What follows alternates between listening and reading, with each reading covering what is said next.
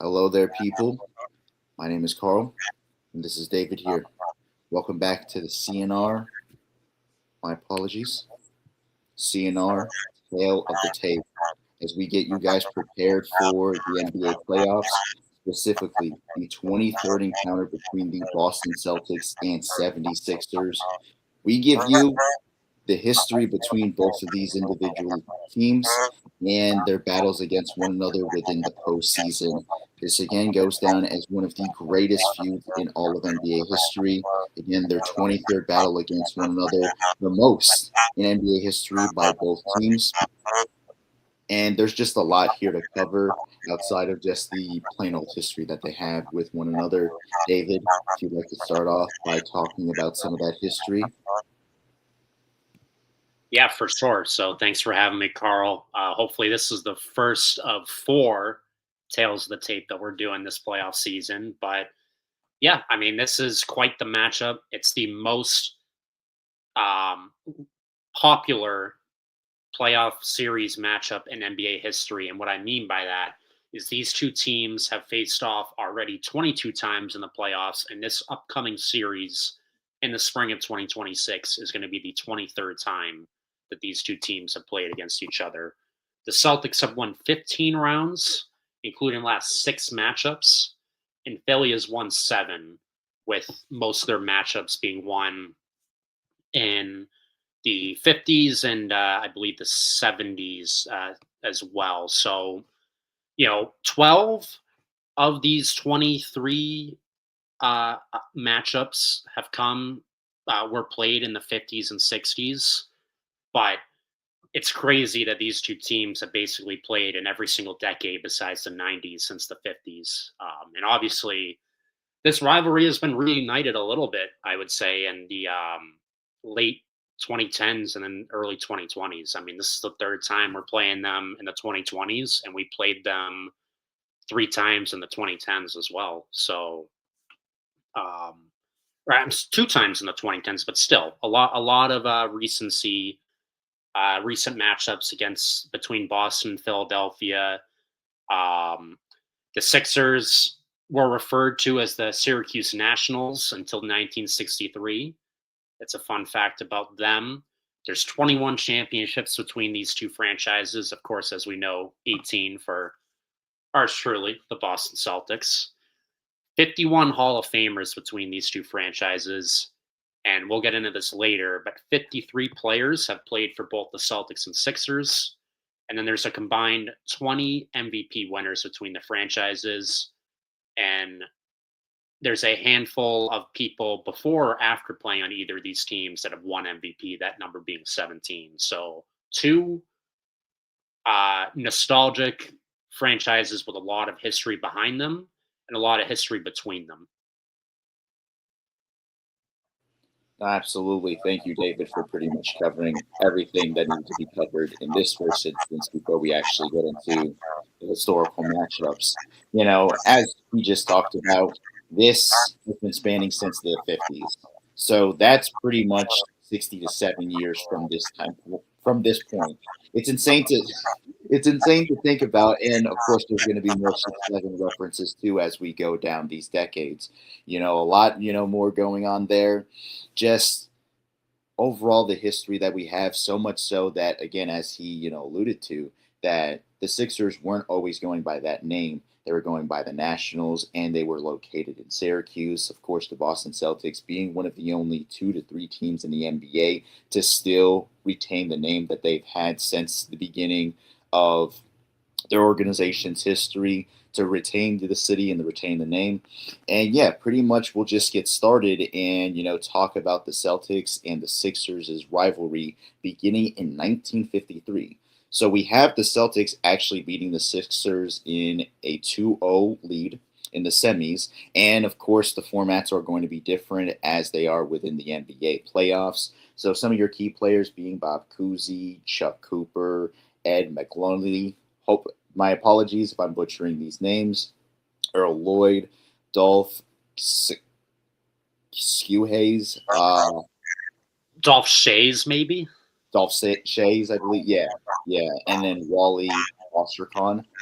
The Celtics would go on to, of course, defeat the Sixers in the semis, as we just talked about. And a big reason for that is because of Bob Cousy putting up 50 points in the second game, setting a playoff record at that time.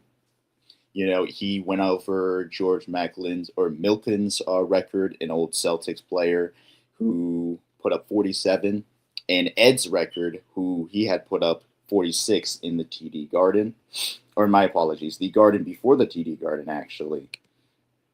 So yeah, the Celtics would advance and would unfortunately lose to the New York Knicks in the division/conference finals. And again, as we talked about, Cousy dropping that 50-point baller, putting up that stat line within a quadruple overtime situation, and again setting an NBA record that hasn't been touched in a very, very long time. Furthermore, you go down to the 50s where the Sixers pick up decisive and just convincing wins over the Celtics. They would sweep the Celtics in a revenge tour 2-0 in the division finals. Some of the more players that we had just mentioned are still key players within this, including Paul Saint-Mayer. The Sixers would lose to the Minneapolis Lakers in the finals in 7 games. Once again, the Sixers would go back to back in beating the Boston Celtics, and they would do so in the division and conference finals once again.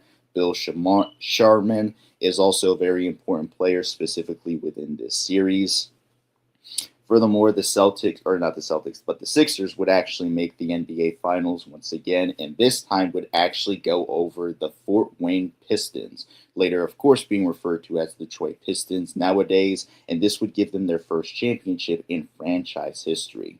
Furthermore, Saint-Mayer was actually a player coach for the Nationals back from 1956 to the 60s, and Osterkron would actually become an NBA World Champion in his final season with the Nationals, aka the Sixers. The Sixers again would go on to own Boston, beating them 2-1 in the division semis. And of course, you have some of the same players that we had just mentioned prior, being key players within that series. The Sixers would make it back to the Eastern Division/Conference Finals, but would lose to the Philadelphia Golden State Warriors nowadays. Funny enough, how eventually the Sixers would relocate over to that city. But a change of pace here in 1957 as the Boston Celtics would find themselves getting their revenge against the Sixers, sweeping them in the Eastern Division in conference finals. And a big reason for that was because of the recent acquisition and play of Bill Russell, one of the greatest, arguably the greatest Boston Celtic of all time. The Celtics would go on to make it to the finals to defeat the St. Louis Hawks, of course, now being referred to as the Atlanta Hawks, to win their first of 18 championships. So this is essentially where it began, beating the Sixers, and funny enough, the Sixers doing the same thing for the Celtics, or to the Celtics to get their first championship. And finally, when we're talking about the 50s of the Boston Celtics and their battles with the Sixers, we go to 1959, where the Celtics would beat the Sixers in 7 games during the Eastern Division Conference Finals. Some of your more notable players, again, Bill Russell, Bob Cousy, Sam Jones, Dolph Sakias. My apologies again on butchering that name. Dolph Shays. We'll go with Dolph Shays. Dolph Shays, okay. Dolph Shays, Red Kerr, and Hal Greer. And the Celtics would actually go on to make it back to the NBA Finals and would sweep the Lakers to win their second ever NBA championship. Now, that pretty much covers, that era of the Boston Celtics, but this is only the beginning for the Celtics, as they would pretty much take this momentum into the 60s and would find themselves actually eight-peating at some point in time during their, again, long, illustrious history. And David, if you don't mind, taking away the 60s and that one matchup in the 70s. For sure. And just to quickly touch upon the 50s again, there were 6 matchups alone in the 50s, and each side won 3 times. The Sixers won 3 in a row, and then the Celtics would bounce back to win the final 2 to tie it at 3 wins apiece. And the Celtics, and both teams had success, as you said, Carl, with the Sixers winning the championship and the Celtics getting on the board with 2 in 3 years and the 50s decade. Now heading into the 60s, the Celtics will get their third straight win in a playoff series against the Sixers. They would defeat the Sixers in 5 games in 1961 and the Eastern Division / Conference Finals. Most of the same key players that Carl's mentioned in recent memory, but you could replace Greer or Kerr with Dick Barnett. Bill Russell would win the MVP award, and the Celtics would once again defeat the Hawks in the finals, and they would end up three-peating here. Then in '65, double. Baylor Shireman was well ahead of his time. There's the double thumbs up there. And then 1965, the Celtics would win yet again over the Sixers, beating them in 7 games this time, rather than the 5-game format we've been used to for these these matchups that we were just previously talking about. Key players in this series in '65 for Boston were Bill Russell, Casey Jones, and John Havlicek. And then for the Sixers, it was Wilt Chamberlain, Hal Greer, and Red Kerr. Bill Russell, yet again, would win the MVP award, and the Celtics would win the NBA Finals over the Los Angeles Lakers, and they are now up to 8 NBA championships as a franchise by 1965. And then 1966, the Celtics would win again, beating the Sixers in 5. Mostly the same players who were impactful in the series on both sides, but you could replace Red with Chet Walker. Wilt Chamberlain would win his second MVP award, but the Celtics would win the NBA Finals again over the Lakers in 7 games this time, getting their 9th championship as an organization. And yeah, I mean, if you want to pull that picture back up, Carl, I can speak to that quickly, where this was, I mean, if you watch the Celtics documentary, Celtic City, that aired at this time last year, this is quite the rivalry in the NBA between Wilt Chamberlain and Bill Russell. Really good hoops being displayed there. And each team and each guy got their roses and got their flowers in this specific matchup. As we go to the year 1967, the Sixers would finally get back on the board. I wouldn't have done it if I didn't see you smirking, Carl, but I got it. I would give it to you. I'll give it to you. I'm excited to do this series, man. No, well, we're gonna have plenty of fun doing this. So 1967, unfortunately, the Sixers would win and get back on the board against the Celtics in the playoffs, beating Boston in 5 games, most in the division / conference finals. Most of the same key players, and Wilt Chamberlain in this year won his 3rd MVP award. Sixers would win their 2nd championship in the organization's history, beating the Warriors in 6 games. Bill Sharman was the Warriors' coach. And then in 1968, a year later, the Celtics would get revenge, beating the Sixers in 7 games in the division conference finals. But Wilt Chamberlain would win his 4th and final MVP award. He would three-peat with the award, and his first win came with the Warriors when they were in Philadelphia, actually. But the Celtics would win the NBA Finals against the Lakers. Bill Russell will be a player coach at this point, and this will be the Celtics' 10th World Championship. Then in 1969, the Celtics would win yet again, beating the Sixers in 5 games in the Eastern semifinals. A lot of the same key players, but you could replace Wilt Chamberlain at this point with Billy Cunningham or Darryl Imhoff. And the Celtics once again would beat the Lakers in the NBA Finals again in 7 games. And to add a little bit more fuel to this matchup, Wilt didn't have anything to do with the Celtics-Sixers series, but he had something to do with the Lakers-Celtics series, as he was a member of the Lakers at this point. But it did not matter, as the Celtics, as I said, would beat the Lakers to get their 11th championship by the year 1969. And then the Celtics and Sixers would not play each other again for 8 years. They would next play each other in the 70s, 1977, and the Sixers would win, beating the Celtics in the conference semis. A lot of key players in this series were John Havlicek, Dave Cowens, and JoJo White. And then for the Sixers, it was Dr. J, Julius Erving, Daryl Dawkins, and World Be Free. What a name that is, World Be Free. And then the Sixers, after beating the Celtics, would lose in the NBA Finals to the Portland Trailblazers. World Be So Free. that is a wrap-up of all the action What was that? Sorry. I said world be free, a prelude to run our test.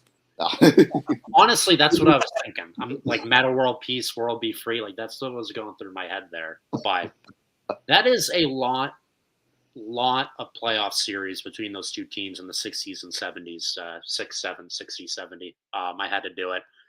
Let me do a quick count there. That was, yeah, seven matchups alone in the 60s and 70s between these two teams, 6 coming in the 60s. So we are already at, by the time the 80s hit, we are already at, let's see, 10, 11, 12, 13 playoff matchups between these two franchises. Just over half of what we have right now overall. It's actually insane. And another thing too, David, that you had brought up, the rivalry between Bill Russell and Will Chamberlain, obviously going down as one of the greatest rivalries of all time. I would even say a very slept-on rivalry because when you're thinking of NBA rivalries nowadays, you're thinking of LeBron James against Steph Curry. You're thinking of Larry Bird and Magic Johnson. Personally, my favorite rivalry of all time. You know what I mean? I feel like when it comes to these two, their rivalry essentially set the tone for what the NBA would eventually become. Of course, that big man sport, and you could even say that was a before thing, but those big guys going up against each other and playing their hearts out, legitimately fighting each other and doing so, yeah, for the love of this sport, they were enemies on the court, of course, but as you talked about within that documentary, something worth mentioning as well too. Will and Bill also being very close. Bearing really showing the respect that they had for one another, for all the championships that they've competed against, and how big the rivalry is that it not only involved one, two, three different organizations that were, in my opinion, the biggest within the 1980s, and that's what we're about to talk about right now. So when you have I'm sorry. And just really quickly, Bill Russell stayed with the same organization. It was Wilt that was doing all the moving around, but Bill moved from being just a player to a player coach throughout the beef as well. So he was beating him with his coaching and with his play on the court. I know that had to sting for Will. I know that had to. Oh my gosh, I know that had to sting.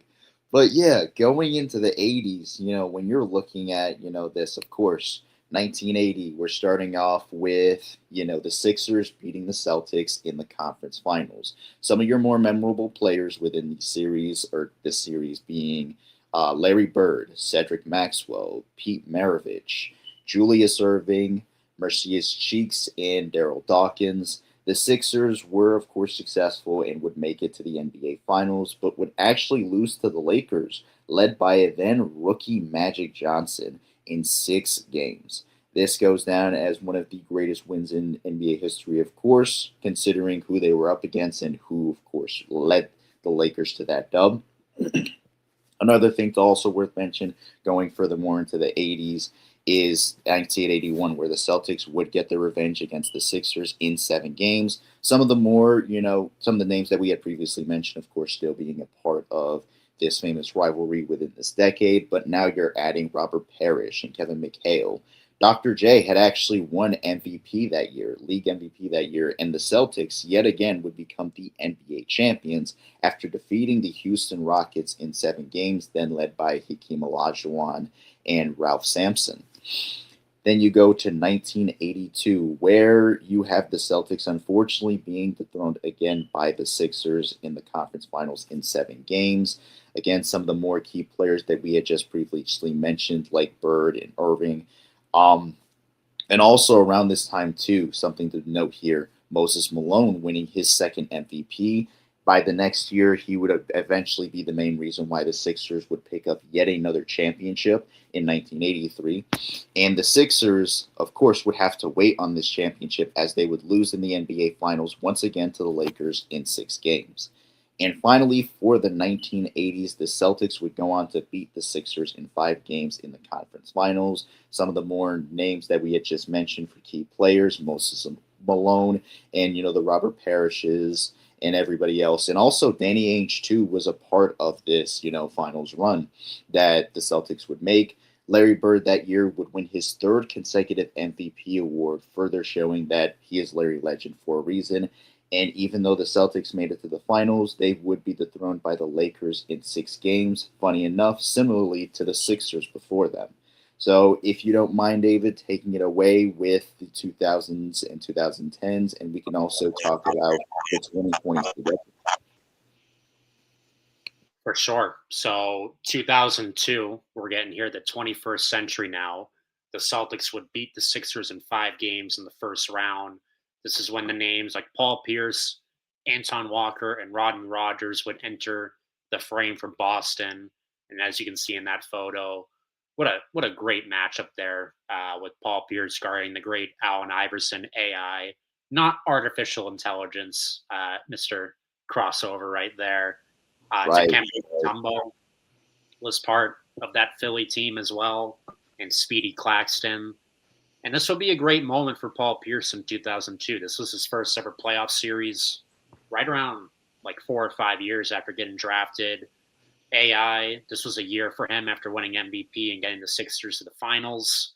Obviously, there's a great photo that probably everyone in the NBA community knows that came from that Sixers-Lakers finals in 2001 with Allen Iverson hitting a clutch shot at the end of, I think, game 1 and stepping over current Clippers head coach and former Lakers player Tyronn Lue. And obviously Kobe and Shaq and all them would get the best of them in 2001. But back to 2002, Celtics would win this series, as I said, and they would go on to lose to the New Jersey Nets in the conference finals in 6 games. But this year, again, I was only 1 year old when this happened. But from what I understand, this was like a fun year to be a Celtics fan after like a painful decade plus of Boston basketball. From what I understand, most of the 90s were rather very, very painful to be a Celtics fan. Wasn't much like the glory days in the 50s, 60s, 70s, and 80s as a fan. So this is a fun team. Fortunately, they came up short.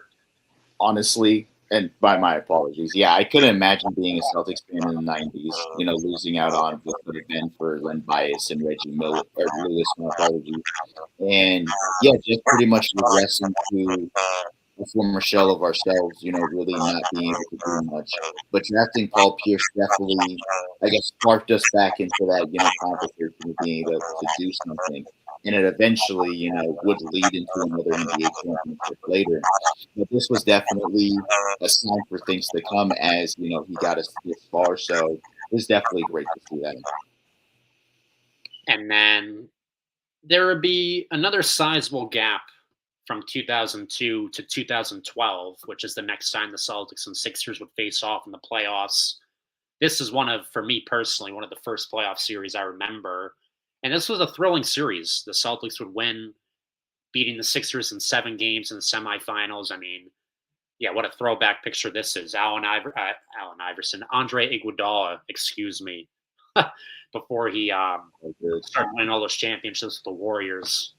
Was making a name for himself in Philly. And obviously you can see that's a 10-year older version of Paul Pierce, but still very dominant. You can see the key players in this series were Pierce, Kevin Garnett, and Ray Allen. This was the original big 3 for the Celtics, and they had been teammates together for 5 years at this point. Rondo was also part of the fold, and then was Andre Iguodala, future Celtic, but youngster at the time, Drew Holiday, as you can see in that photo, Lou Williams, and current Celtic, Nikola Vucevic, were on the Sixers team. And this was a very thrilling series. I remember the Celtics, I think, lost the first game of the series by 1 point. Then they would win game 2 convincingly. They would win game 3 on the road. They would blow like a 20-point lead in game 4 on the road, and the Sixers would come back and be tied up at 2 apiece. Then, I don't know if you remember this name, Carl, but Brandon Bass would go sicko mode for the Celtics in the third quarter of game 5 to win us that game. He's the mid-range assassin, Brandon Bass. If you needed someone to hit a mid-range shot, I mean, Brandon Bass would get it done for you. We would go up 3-2. Philly would win on the road, and Game 7 was back at the Garden. And I remember it being pretty close the whole way through. And Paul Pierce actually fouled out in the fourth quarter of this game.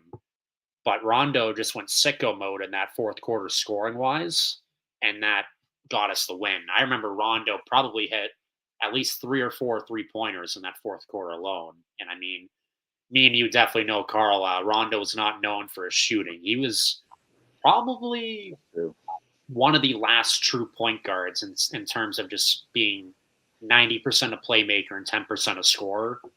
And that game displayed Rondo's the opposite. That was the antithesis of Rajon Rondo in that game right there. I mean, he went off in that fourth quarter scoring wise when we needed it because our captain was out, and we end up winning that series and moving on.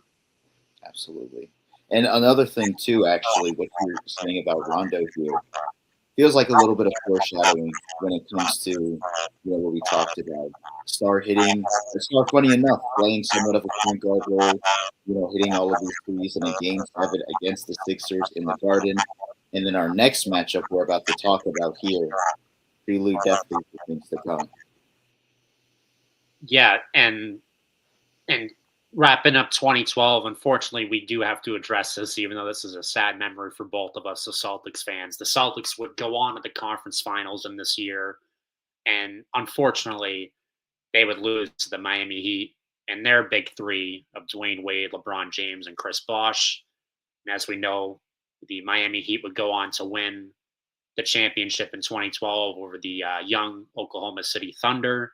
So this Celtics-Sixers series would be the last playoff series that the big three of Kevin Garnett, Ray Allen, and Paul Pierce would ever win. So that series has a lot of history with it as well. And then 6 years later, Celtics would play the Sixers again, and they would win 5 games this time. And it's key players, 2 different sets of key players leading the fold here. For the Celtics, some more familiar names that you guys will recognize by this point. Jason Tatum, Jaylen Brown, and Al Horford leading the way for the Celtics. This is Al Horford 1.0, his first stint with Boston, versus Joel Embiid, basically in his rookie season. He had been drafted in 2014. I'm sorry. Yeah, he had been drafted in 2014, but basically sat out a couple seasons due to injuries, and then he didn't play too much in his first official season. So this was basically considered Joel Embiid's first full season. This will be Ben Simmons' rookie season as well. He sat out his rookie season due to a broken foot. And then a guy by the name of TJ McConnell, who just always seems to frustrate the Celtics and any NBA team he is on. I mean, we all watched what he did just 2 years ago to the Celtics against the Pacers, not to get too off topic, but these would be the guys leading both teams. And, the Celtics would take care of business against Philadelphia here yet again in 2018, winning in 5 games. They would win games 1 and 2 at home. Game 2 was a crazy comeback. I think they were down by like 20 plus points in that game. They came back and won. Game 3 went to overtime and the Celtics edged it out. That's the infamous Philadelphia game where they shot out the confetti a little bit too early after sending the game to overtime. I think Marco Bellinelli hit a shot that everyone thought had won them the game. They thought it was all 3. Everyone thought it was a 3-pointer, but his foot was on the line. So it's a 2-pointer to send it to overtime. But KD. Yeah. Yes. Marco Bellinelli pulled a KD before it was cool. And, the employees at the 76ers arena did not get the memo, and they shot out confetti from the rafters thinking that they won a game, which shooting confetti out of your arena, winning a playoff game down 2-0 at that time is kind of crazy. But, either way, quite the meme there because, as I said, the Celtics would win that game in overtime. And then Sixers would win game 4, and then game 5 came down to the wire. Tatum basically hit the game-winning shot at the end. He got an easy layup down low, rookie Tatum. And then I think J.J. Redick hit that guy JJ Redick, the current head coach of the Lakers, would hit a three late to like make it interesting. And then I remember they tried to do a full court pass at the end, and Marcus Smart would intercept it, and that would be game over. So that would be it for the Celtics in 2018. But once again, they would make it to the conference finals, this time against LeBron James and the Cleveland Cavaliers. And unfortunately, they would lose again in 7 games. A rookie Jason Tatum, second year Jaylen Brown, and others would drive LeBron and his team to the brink. But LeBron was just too much. And the Cavaliers would go on to lose to the Warriors in the finals, who won their second championship in a row with KD at that point. And you wanna go over the 2020s? You know what? Let's go over the 2020s. Yep, the Celtics continue their trend of beating the Sixers, and yeah, at this point, it is a trend. They go on to beat the Sixers in the first round. Not just beat them, David, but also sweep them. And keep in mind, too, with these key players, as we talk about, the Jays, Marcus Smart also being some very key players. Also, around this time, Kemba Walker was also still part of this roster, Gordon Hayward, and, anybody else that, any Celtics, fans there, let us know, because there's more people there who were there, and it was just a fun time, I would say, beating the Sixers again and finding ourselves in a situation that we would be a part of afterwards. But when we're talking about other key players, Joel Embiid, of course, Tobias Harris, and Al Horford. Al Horford at this point was, I believe, in his first season with the team. And, this, of course, was definitely one of those things that didn't really go well for him. But it's a good thing that he came back to the right team and got his ring with us. Then we go over to – I'm sorry? Really quickly, if you don't mind pulling that photo back up again, Carl, that is a crazy photo, because do you recognize who that referee is in the background? Wait a second. That is the referee. No. I pulled this photo and I didn't notice this. Hold on. That is what's this? Is his name Mark Lewis? Am I getting that correct? I think it's Mark Lewis. That is the infamous referee that everyone thinks was rigging the games for the Celtics. And yeah, that was one of the most hilarious moments in NBA history. Obviously, we're referring to a Saturday night nationally televised game between the Celtics and Lakers, where, as everyone knows, happened in early 2023. Jason Tatum slapped LeBron's arm on a game-winning attempt on a layup. This guy was looking right at it in the background, Mark Davis, the NBA referee, and he didn't see it, or he just didn't call it. Who knows? It could be either one of those. He saw it and he just didn't feel like calling it. But that moment right there was kind of the beginning of the end for Mark Davis's career as an NBA official. I believe after that, very quickly an investigation went into him. It was seen that he was on burner accounts and taking a photo with his family, all in Celtics jerseys, cheering on the team in the playoffs. He ended up just retiring, and I believe last year he came back to officiating, but he's only allowed to officiate in the G League. So, I mean, shout out to Mark Davis, for rigging that game for us. Like, I'll always love the Lakers. But that, when I just saw that photo there, that really stuck out to me.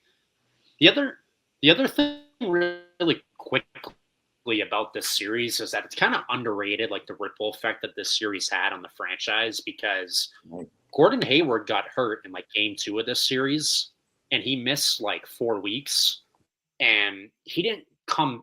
I think he rushed to come back when we were down 2-0 already to the Miami Heat. I know we're jumping ahead a little bit, but we ended up advancing to the conference finals to play the Miami Heat in the bubble. This was all in the NBA COVID bubble.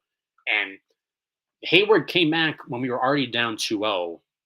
And that's honestly a big what if for me. I don't know if you feel the same way, Carl, but that's like a big what if for me, where what if Gordon Hayward was healthy enough throughout that whole playoff run, and we have him for the start of that Miami series? Does that Miami Heat series go different?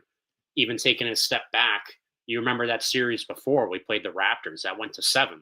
If we have Gordon Hayward, does it go to 7? Are we a little bit more well rested heading into Miami? And then the other thing too is Kemba Walker. Kemba Walker was never the same when he came into the bubble. He was trying to rest his knee during that whole shutdown for 4 months when they were trying to figure out during COVID if they were going to bring the NBA season back. Kemba was never the same, even in the bubble. Like that was Kemba basically on his last legs, and he was, trying to tough it out in that series, and obviously the final two series of the bubble as well. He missed like the first 20 games of the next season, so really, really weird ripple effects there. And then obviously that was a tough series for Philadelphia as well because Ben Simmons didn't play; he was injured. So if Ben Simmons is part of that series, is that different as well?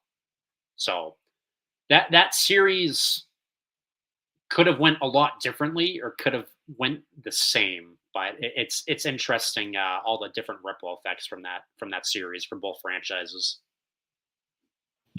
No, definitely. That's like a really good, look into things. With Gordon Hayward, that's probably the weirdest situation because, yeah, this was what a couple few years after that devastating injury that essentially killed his career.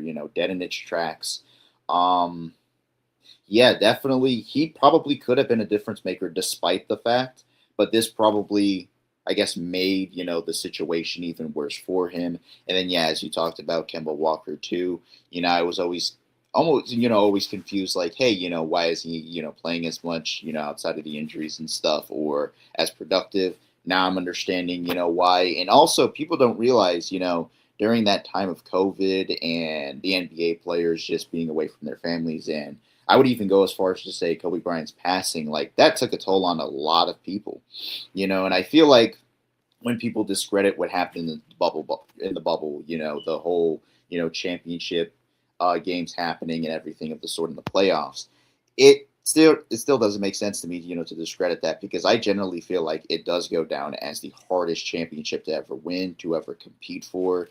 These guys are not being able to compete in front of the fans that they're used to competing in front of. They again don't have their families there, and they're put in a circumstance in which they really can't do a whole lot. They're very much limited with what they have, and honestly, definitely a very sad time, and it affected many, many people, obviously more people than others. And maybe in this situation too, you're looking at a Ben Simmons, like you just mentioned, the next year, him missing that layup or not even looking to take that layup at all. What if what happened during COVID with him being injured, definitely affected him long term as well too, which led to that very infamous moment within his career.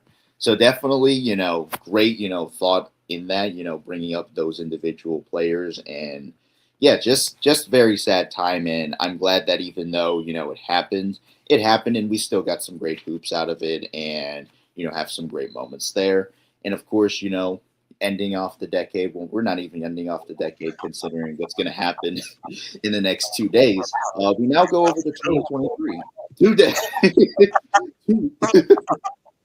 We now have the Boston Celtics actually winning over the Sixers once again. In this series in 2023, the Celtics were actually down 3-2.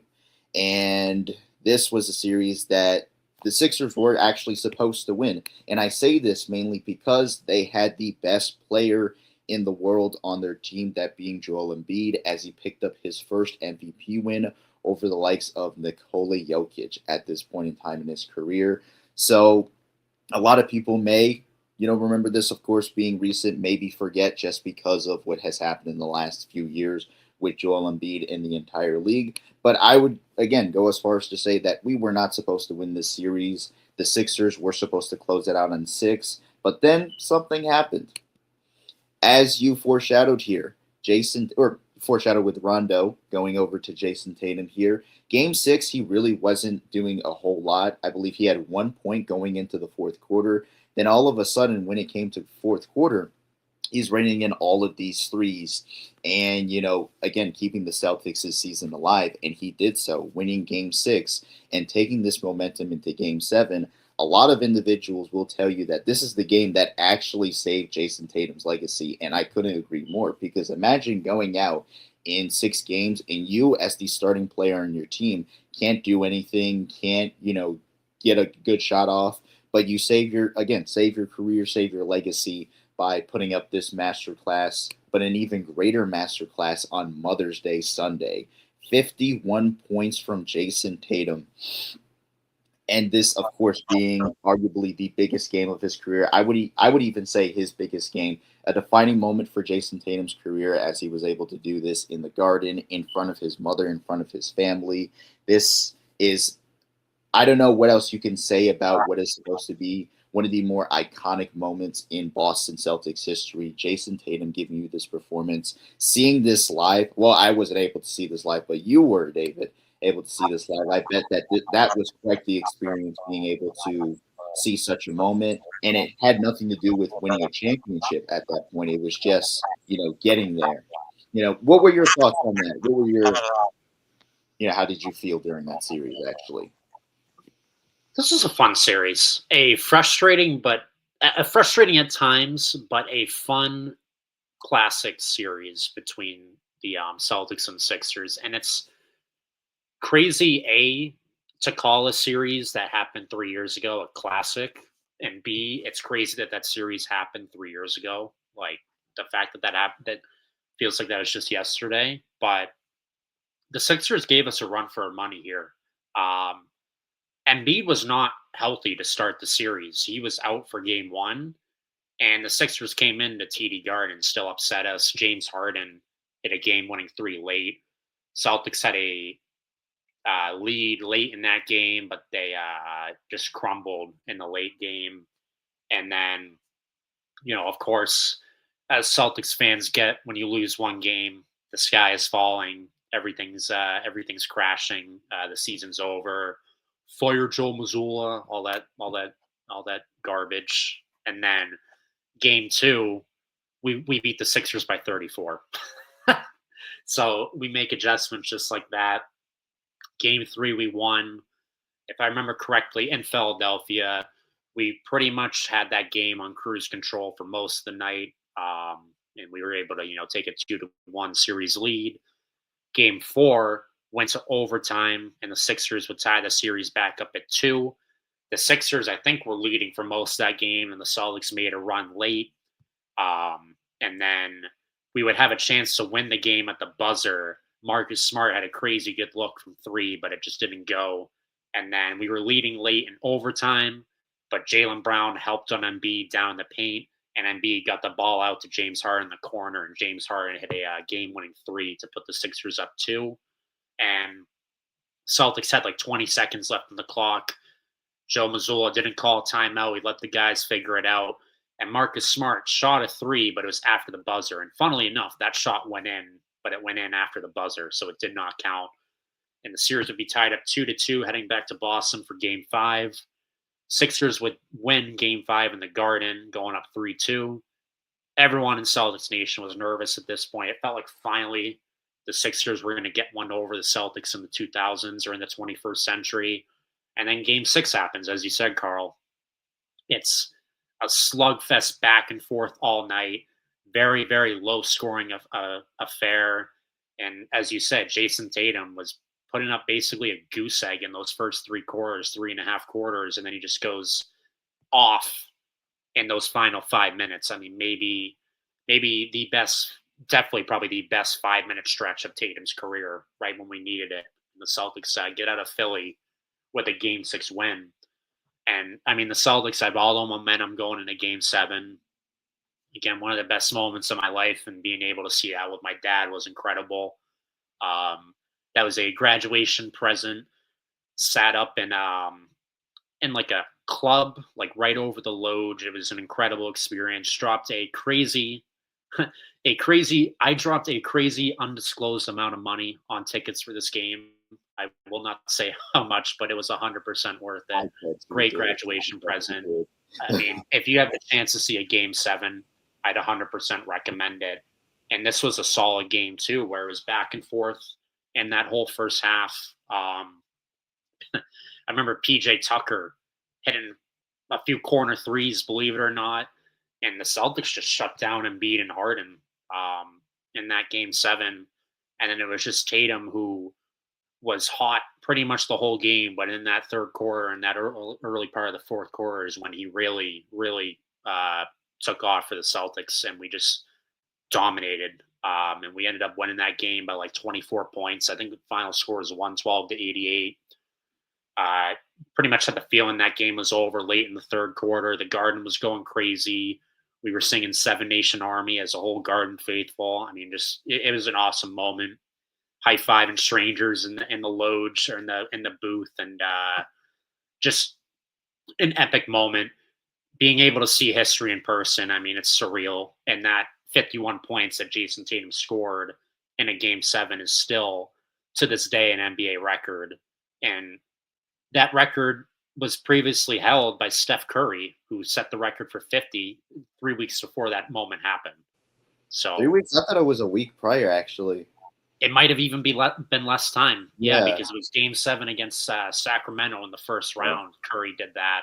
And then this was Game 7 of the second round. It's like 2 weeks or something, less than a month. We know that. And I mean, just like an incredible moment. Like I could talk about that for like 6 or 7 hours. I just that game. Well, I'll never forget that game. Like that was just an awesome game. Even like the Sixers were leading early in that game by like 9, 12 points, something like that. And then you could feel, fittingly enough, the energy shifting after future Celtic Georges Niang grabbed Jaylen Brown's shorts. I was just about to say that. I remember watching that clip. I'm just like, what is throw him out of the game? Because I've never seen that happen before. That like was off the bench. That was dirty. That is Dirty. low-key dirty. I mean, I'm sure Niang regrets doing that because that woke the Celtics up. Like I remember, I think we got like a steal on that play. It was either Smart or Jaylen Brown who got a steal on that play, and the ball had already moved to the other side of the court. Where I was sitting, I was just focused 100% on that. Like I did not care what was going on that play. I was just focused on that, and I just see like Jaylen Brown jawing at someone on the bench, and like we all were getting up in our seats, like wondering what the heck was going on with that. You could feel the tide again that start to shift after that moment. And then after the game, I saw what happened. I watched it on like Twitter or something like that. I'm like, oh, well, yeah, 100% Niang deserved that. I mean, what were you doing? Like you said, on the bench. And that was just a great day for the city of Boston. And like, the crowd really got into it. Like Joe Mazzulla was like egging on the crowd to get into it. I remember there was one moment where like Mazzulla was like looking at the crowd and like going like this with his arms, and just what a fun day and what an incredible game. No, absolutely. And I love hearing that experience. I really wish I was there live and in person for that. Definitely, like you said, definitely one of those moments that is defining for all of Boston. Jason Tatum has this career night. The Boston Celtics pick up this very big victory for themselves and advance to the conference finals, which unfortunately is soured over by losing to Miami in 7 games. And even worse, coming back 0-3 to force a Game 7. Oh my gosh, man. I will never forget watching Game 7 at my cousin's house. He is a Celtics fan. My brother's a Celtics fan. And our other brother came with us who was a Warriors fan. And we had a couple of guys that we've been friends with since we were kids that went to the same church as us. They're both Miami Heat fans. The biggest smile that I had going into this game immediately shattered not even a minute into this game. All of a sudden, everything's done. Everything's over. And then we lose. Like, obviously, great to see that we won the next year, got our revenge against Miami. But this is a moment that will always sting as a Boston Celtics fan to come back from that massive deficit. Could have won it in Game 7, but couldn't get the job done. And even more heartbreaking, Jaylen Brown going ahead and being the true leader that he is, taking accountability. Hey, Jason Tatum went down, and I was supposed to anchor and lead this team, but, I failed. Going through that, and again, we lost Game 7. And before that, Derek White with that putback. I was hoping, praying that they kept him just for that. And, of course, we're here now still with the K9 himself, the greatest ball player to ever exist. It's great to still have him. Great to still have, some of those guys that was a part of the team. And, of course, Joe Mazzulla, too, where again, like you said, everybody was after him, coming after him for trying to get this team back in, even though it was his first season with us. So, And to that last point, I think I've reflected a lot on this specific season the last couple of years, and the fact that we were able to get that far is a miracle in itself. And I know I'm going to come off as like a homer saying that, but the fact that we went to game 7 of the Eastern Conference Finals with all the turmoil that happened right before training camp of the season, with Missoula just getting ushered into the role, not having a proper offseason to train for being our head coach, like I think very successful season in my eyes. And like you could see Joe Missoula working his magic when he has a full off season to prepare, as you said, Carl, the very next year, because we go on to win the championship. So very a very entertaining season to be a Celtics fan in 2022, 2023. I mean, obviously we didn't get the end result, but a lot happened in this season. Like it felt like every game was entertaining. Either, we're winning a game that we should win by a million, or we're giving up 150 points to the Thunder before they took off.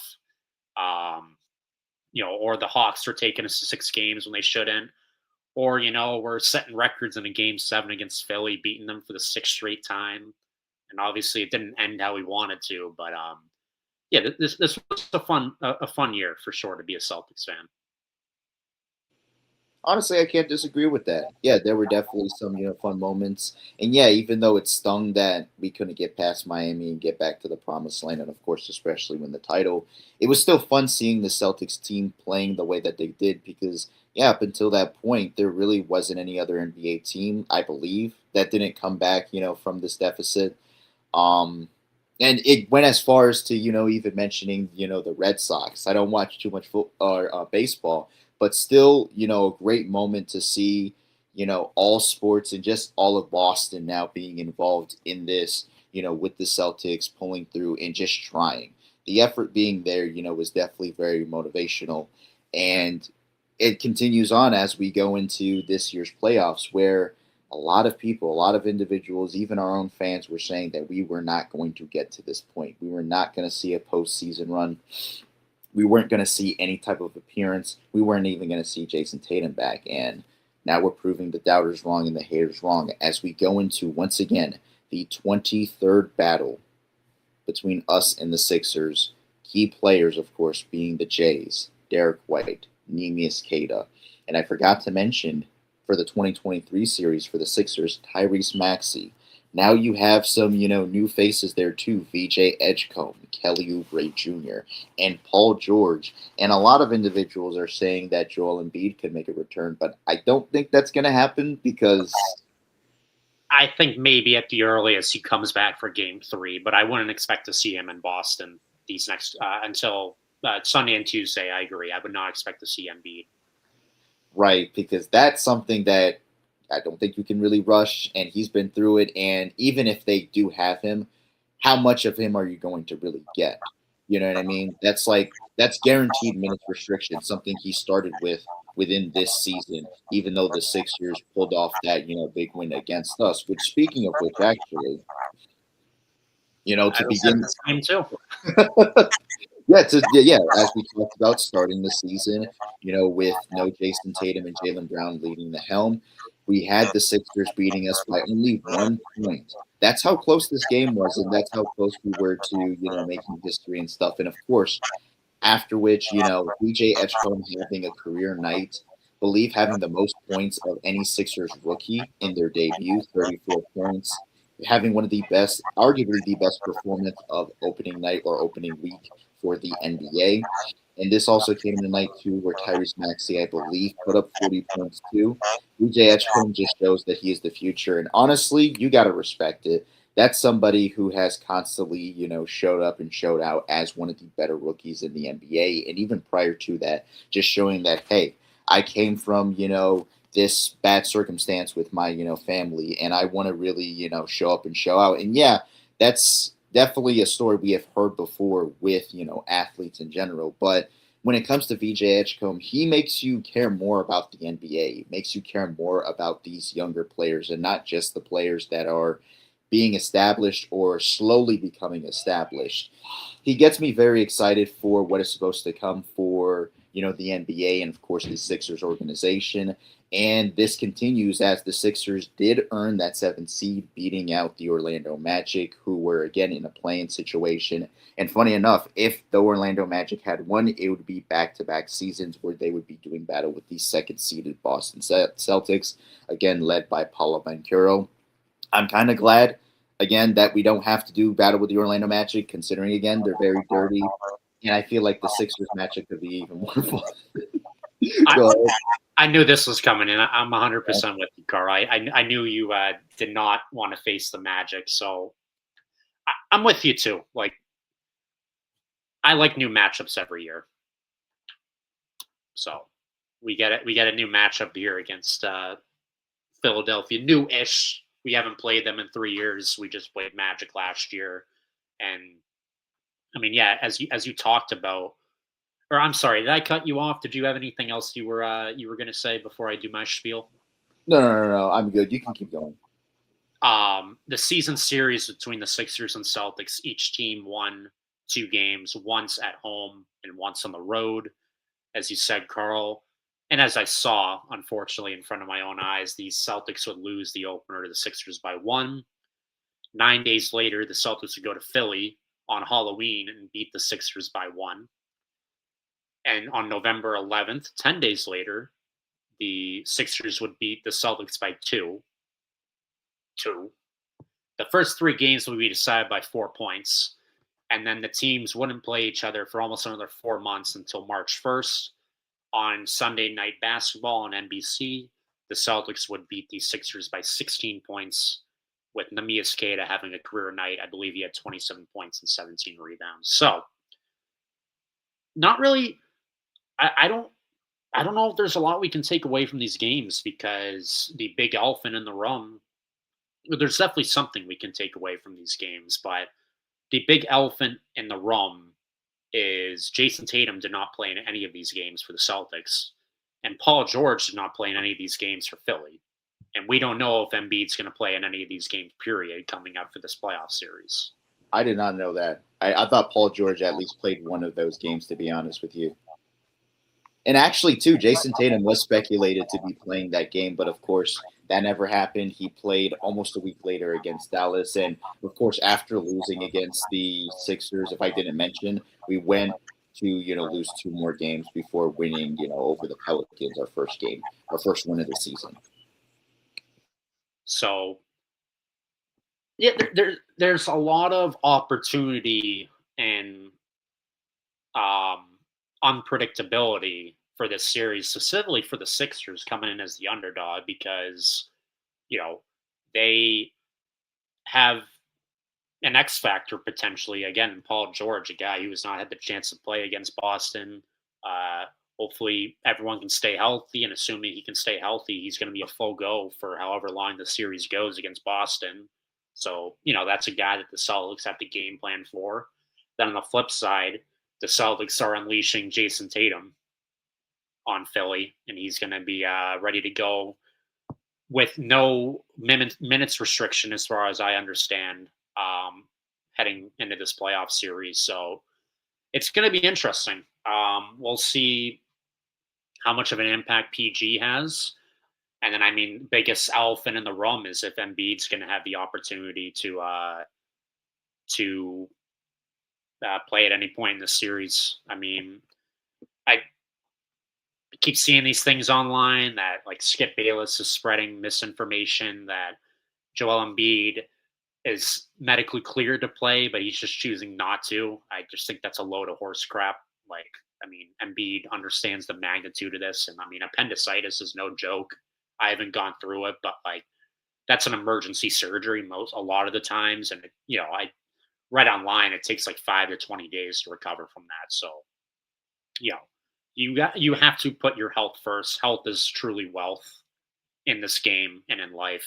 And I hate as much as fun as it is to dog on Embiid for like the quotes in this rivalry, and like as much as joy as I take in beating him and the Sixers, like I think yes, I love that photo so much, and that quote has come back to haunt me a lot. But I do genuinely feel bad for Embiid because most of his career will be known as the as like a big what if. I mean, he did get his MVP in 2023, as you just showed, but most of his career has been riddled with injuries, and we'll never know what he could have become if he had just stayed healthy just a little bit more in his career. He's still going to go down as a great player, but he could have gone down as one of the greatest if he stayed healthy. So that's unfortunate to me, and I hope he is available to play at some point in the series. But obviously, I hope the Celtics win this, of course. It never gets old beating Philly in any sport for me. Boston Philly is a great sports rivalry. And, I know we didn't talk about this before doing this video, Carl, but I'm just going to give my prediction for this series. If you want to do it right after me, I think the Celtics are going to win this series in 5. I'm going to put a slight asterisk next to that because I think they can take a game without Embiid, especially with the way Paul George was playing to end the season. Like, I think they can take a game without Embiid. And if Embiid comes back, even if he's at maybe 50%, I think that's going to cause trouble for our big men and could potentially allow Philadelphia to take a second game from us. But at most, I think this is going 6. But I'm going to say Celtics are going to win in 5. I just think our star power is too much. Tatum and Brown, Pritchard off the bench. I could go on and on. I mean, we're peaking at the right time as well. We're on like a 4-game winning, 4 or last 5 heading into the playoffs, something like that. We just had a huge morale win in Game 82 with our bench players beating the starters on the Magic. I think the Celtics are going absolute cinema. I'm just hitting all the David emotes tonight on this video, but I'm going Celtics in 5. That's my prediction. Absolutely, absolutely, and honestly, respectable choice there. Before I give my prediction, like you said, I too feel bad for Embiid. Yeah, we can, make our jokes and everything like that, but I will never be the type of person to make fun of somebody's circumstance and even tolerate disrespect because there have been times on the internet where people go ahead and make fun of him or even other players for being notorious for, getting hurt, and it's like it's never their fault. It's never their fault. And even worse, this is a contact sport. So they're going to be going through some type of injury, some way, shape, or form at a certain point in time. And it's even worse in his case because every year he's going through something. And again, it's never really on him. His hip, his knees. At one point, he was dealing with Bell's palsy and all of that at the same time, too. Now he's dealing with the appendicitis and hasn't been really able to play his best basketball since the MVP season. And, we can brag on him and all this and that. But again, faulting him for, and not say that you did that or anybody, that we know. But there are just a lot of people who get on this man for no reason. And this guy could have really been like the best version of Shaquille O'Neal. I feel like he could have been, and a lot of people say this too, could have been what Shaquille O'Neal was in his prime, but just in the modern NBA. And, definitely very heartbreaking to see that he's gone through that and the personal struggles too with him losing his brother and the reporter not being respectful with that situation. So definitely, even though he is a rival and it is fun to beat him in the Sixers, we still have respect for Joel Embiid here. We still think he is, a great, great big man and could have been even greater. I'd say somewhat like what Bill Walton was back in the 70s and back in the 80s, somebody who also dealt with injuries as a big man leading a team, but unfortunately, couldn't run away from those injuries and it ultimately, consumed their careers. And we remember them more for the injuries rather than the production that they produced on the court. Having said that, though, when it comes to the Celtics and Sixers, again, doing battle, I also am going to say that the Celtics take this series in 5 games. For the most part, of course, it's just mainly due to the fact that we have one of the more deeper teams in the NBA. Jason Tatum is back, and he usually plays his best against the Sixers, especially in a playoff setting. you're going to get some great production out of all of these players. And the Sixers are also going to be fighting too for, I guess, something to prove, and that's what every NBA team should be doing, especially in a postseason setting.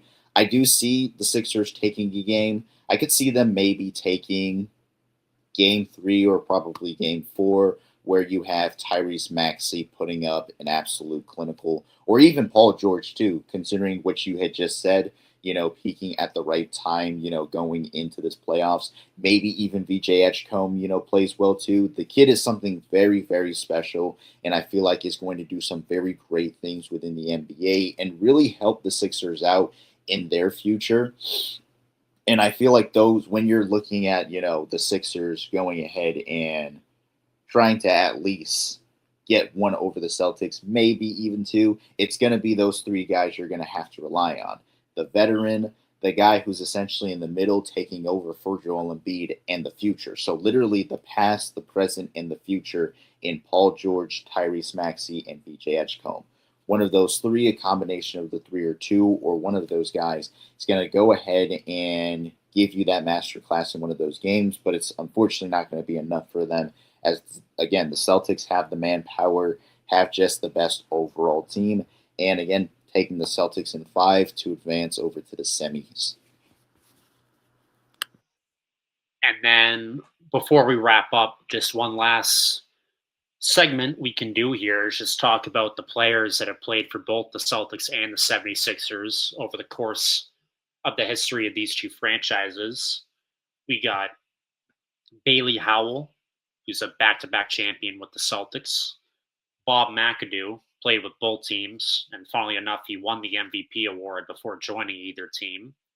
And then some more modern names, as we talked about, Drew Holiday, was drafted by the 76ers. Then he went to the Pelicans, got traded to the Pelicans. Then he went to the Bucks, won a championship with the Bucks, got traded to the Blazers, who traded him to the Celtics, won a championship with the Celtics. And then, as we know, we traded him back to the Blazers. Another name, Jaden Springer, a NBA champion with the Celtics, as we traded for him at the deadline of the 2024 championship season. Didn't do too much for the Celtics. He was more of a reserve. He did have a crazy game last year, double overtime win against the Clippers, where he hit a few threes off the bench and played some great defense. Unfortunately, at that deadline, he was a cap casualty. I believe we traded him last year to the Rockets just to create some cap space. Always remember, I think it was the last game of the regular season in Game 82. Also, the great Mike Gorman's final game as an announcer for the Celtics. Wick Grousbeck went on the broadcast, and he said, as soon as we traded for Jaden Springer, I went on to Reddit. I went onto the Sixers subreddit and just saw all their fans melting down at how they just gave up a perennial talent to the Celtics, and he just had a huge smile on his face. So that story always makes me laugh. Al Horford, of course, as we know, infamously a Celtic, signed with the Celtics and then left the Celtics for the Sixers in free agency. Ended up making his way back to the Celtics and won a championship with the Celtics also on that 2024 team, but he played for both franchises.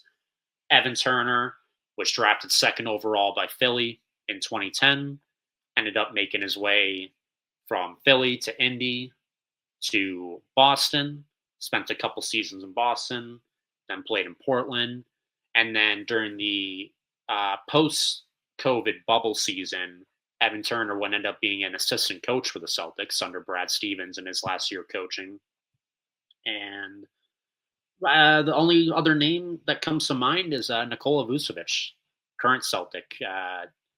Was a young player. I believe did he get drafted by the Sixers, or was it the Magic? I believe it was the Sixers. I believe this happened back in 2011. It eventually comes up to the Magic. That makes sense. So he went from the Sixers to the Magic. I believe then after that to the Bulls, and then made his way to the Celtics. Yeah. And he's currently on the team trying to win his first championship 15 years into his career. Yeah, man, it's just crazy out here. This is insane. Again, 23 of these matchups, all of these players that we just talked about, the history. There's one more thing that I would actually like to talk about here too. When it comes to our opponents, at some point, there's a level of respect here. Earlier this year, back February 1st, actually, we had the Celtics and the Bucks going at it in what was one of the first of many games for the NBA Pioneers Classic, paying tribute to Earl Lloyd, with his son Kevin Lloyd being in his place, and Chuck Cooper III also being in place of his father, Chuck Cooper. Both of these men, making NBA history, or their fathers making NBA history. Earl Lloyd was actually the first black player to play an NBA game, and Chuck Cooper was actually the first player to be drafted by an NBA team.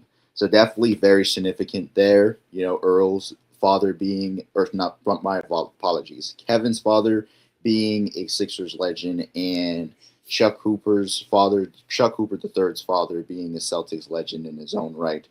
So definitely, when you're looking at the history of these individuals who obviously have a lot of bad blood between the two, we didn't even show, that if I actually iconic photo between Larry Bird and Julius Erving choking each other just goes to show the type of rivalry that we have been having with the Philadelphia 76ers, again, since the 1950s.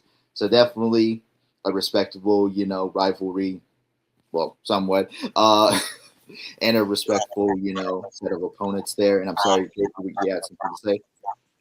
Yeah, and I guess you could say the Timu version of that Dr. J and Larry Bird moment was in 2018, Marcus Morris and Joel Embiid getting into it, and like Embiid saying, "Oh, in Game 4, oh, we're in your head," and Marcus Morris just goes 3-0, 3-0, 3-0. And he's like, after the game, he's like, "I wouldn't be saying anything if I'm down 3-0." And then ring night, or not ring night, I'm sorry, opening night after we lost to the Warriors in 2022 was against the Sixers, and I remember JB, and it was either JB or Smart that got tangled up with Embiid down low, and they took a tumble. I just muted myself by accident. And then I think a whistle was blown, and they both just, like, one of them got up and shoved Embiid for doing that, and then Embiid was like trying to like back off, and then the other one between JB and Smart like got involved too and started like jawing at Embiid as well. So there is no love lost between the Celtics and the Sixers even now. Um, that rivalry still stands. I think Tatum and Embiid are friends off the court, but I've seen plenty of clips over the years of like Tatum jawing at Embiid. Like he'll hit like a jumper over Embiid in like the summer practice, and he'll just like be trashing Embiid, and then Embiid will do the same and give a little bit of it back. So, it's not to the same level of choking out your opponent, but the rivalry it's still there in some ways, which it's good for the sport. Oh no, absolutely. And speaking of Jason Tatum, that interview that he had with Kevin Hart, well, Kevin Hart interviewing him, and him just basically going going on and saying, "Yeah, well, you couldn't beat we beat the Sixers, we dominated them. I don't know what else to tell you." I really wish we had that clip. That's just too funny. He's Too like, funny. Kevin Hart is like, "You got to worry about the Sixers next year," and then Tatum goes, "Do we?" And that was right after the amazing Tatum game in 2023 where he set the record, dropped 51. We had to. Part of me wonders. I feel confident in the series, knowing I feel confident in the Celtics' chances, but obviously anything can happen. It's playoffs, but part of me in the back of my head wonders, at some point the Sixers, whether it be in our lifetime or not, I hope it's not in our lifetime, but at some point the Sixers have to be able to beat the Celtics again. Like, when is that time going to come? I've been worried about that in the back of my head, but if the Celtics go out and play their game, I don't think we should have to worry about that this series. But you never know with sports. That's the crazy thing about sports, is that that's why you got to go out there and play, because you never know what can happen. No, absolutely, David. Absolutely. Well, I know you're looking forward to the playoffs just like I am. And to the Celtics Nation Rise fans, I'm looking forward to it. Let us know what you guys think if you're looking forward to it. Do you see the Celtics picking up this very, very important win, or do you see them crashing and burning? Let us know your predictions. And as always, please check back for Celtics Nation Rise content as always. And, just throwing myself out there too, the Cage Express on TikTok.